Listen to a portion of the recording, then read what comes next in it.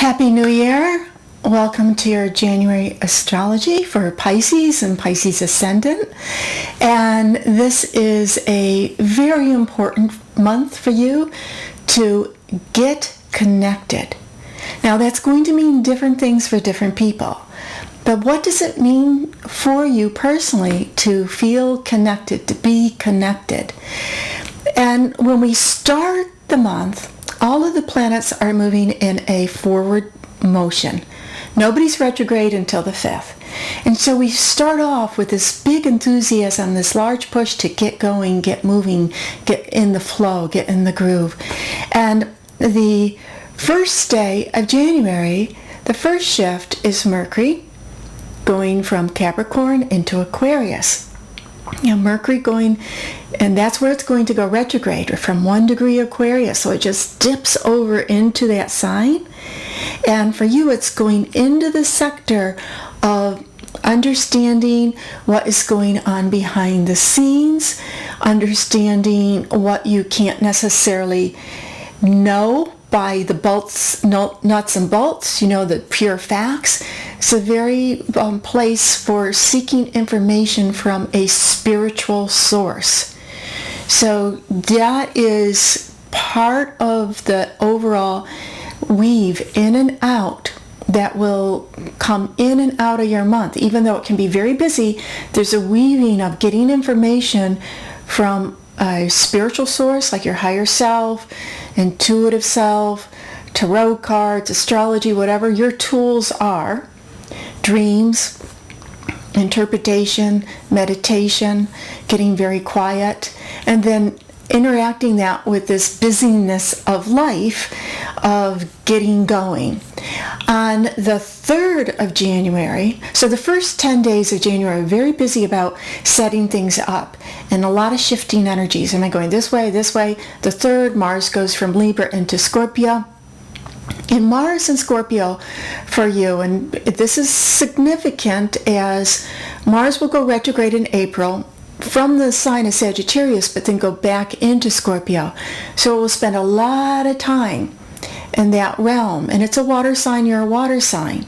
And Mars is about the warrior factor, stand up for yourself. It's also motivation energy. But where is it motivating you? It's motivating you, your chart in the sector that represents what is it that I believe? What are my belief systems? What is it that I think? What do I want to know? What do I want to learn? Where do I want to travel? So there can be some focus or intention that's put on finding your truth, finding your path, and clearing the way. Think of Mars and Scorpio as a going through the jungle with a machete, clearing the path. So there's a clearing the path energy for you. And the path that's cleared is about having a belief system in your life that empowers you and doesn't pull you down. As mentioned, Mercury will go retrograde on the 5th. And so there's a little bit of step back. It's like, okay, where is it that I'm rethinking things? That's on a Tuesday, and it's inspired. This Mercury retrograde is inspired with Mars, so there can be a lot of crossroads. Maybe this, maybe that. Maybe I should do this. 2 days later, your traditional ruling planet Jupiter moves retrograde. So when a planet is stationed, retrograde or direct, it's a strong beam of energy. Now, Jupiter's going retrograde in Virgo. You're the opposite sign of you. And so it's saying that there's going to be opportunities that you can see or glean from other people, because the opposite sign represents, it's symbolic of the other.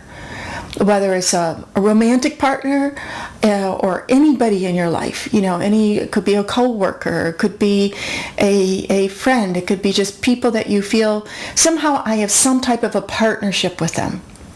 And at times it's just the generic other people in the world.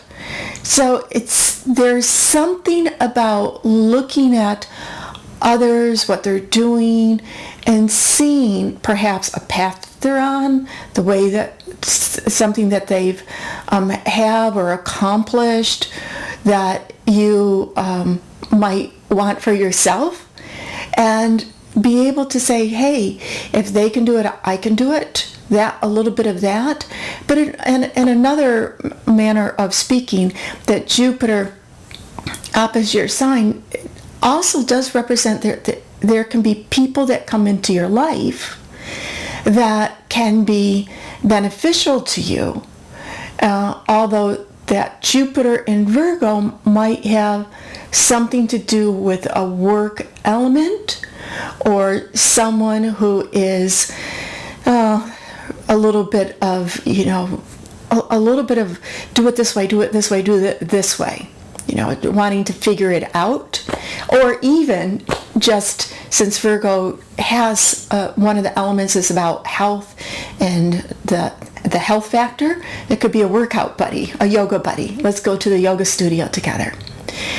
And then the 9th, we have this new moon in Capricorn. This new moon in Capricorn is a very strong element of looking to see where you belong, where you feel you belong in work, in friendships.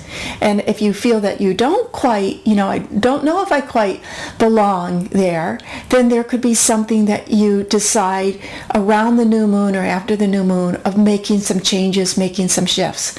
Now, this new moon, it is connected loosely with the Uranus-Pluto square that's been going on for the last couple of years, which represents revolution. So what has disruption, revolution, big changes, wanting to throw out what doesn't work anymore, bringing in something new. So you may find that this particular weekend, you look back over the couple years and see all the changes, see what's different in your life now than it was 2 or 3 years ago before the energy started. Also, depending which spectrum of Pisces you were born on, very early or middle or late, there's certain energies are more specific to you, such as if you were very, very early Pisces, if you were born like February 21st, then there is a stronger vibration of being caught in the middle of changes. And caught in the middle, life changes and you're caught in it and you change with that. If you are born around the 9th, 8th, 9th, or 10th of March, you're under this influence with Chiron, which is looking at your life and what's happened in your life and where you feel things have been either unfair or, I wish it didn't happen, why was I hurt there, but gaining wisdom. So it's a very strong wisdom energy and seeing the blessings, the silver lining, so to speak, from the events in your life. And so that's an energy that's around the 9th of March. Everything else is indicative of the generic, what I would call the generic for all Pisces, but this is if you were born around there. So if you're born around the 9th, look at how you have grown and give thanks and gratitude for the wisdom, for whatever happened in your life. It brought you to where you are right now, and who knows the benefits that will come from it and forward, from the lessons learned. And then if you were born around the 14th of March, you were under a stronger Jupiter influence, and that Jupiter influence is saying, hey, if there's something that you want, look for the opportunity. You still have to take measures to be able to manifest it, but there's like a little bit more support for you to have help have things open up in terms of going after anything in your life that you've been hoping for, or that you've been wishing for. And as always, that old saying is especially true for Pisces: be careful what you ask for, because sometimes you get it and you didn't think about all the consequences of getting what you think would be really great to have. So there is also a strong energy that's going to weave in and out this whole year about being focused on your career and what you want to accomplish in your career. And this is especially true this particular month, the whole month of January, where that connectedness is. Do I feel connected to my work? Do I feel connected to the people that are my acquaintances around work? And if not, what changes do I want to make? Now, when the sun enters Aquarius on the 23rd, then on the 20th, and then the 23rd, we have the full moon. That is a time where you're entering into the month before your Pisces cycle. And that is a time of letting go and preparing for the new. Even if you could be very, very busy, there's still the sense of letting go of something and preparing for your birthday month, thinking about what you would want to have and the plans forward. And especially the first 3 weeks in January are strong about thinking about the plan. What's my plan? Because Capricorn is about planning. Yes, things take planning.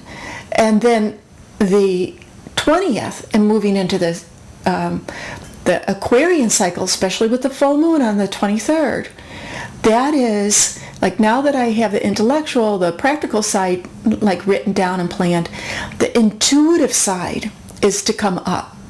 So you can use your intuition to know, okay, these are the earth things. I call it the 3D world, the material world, what we deal with.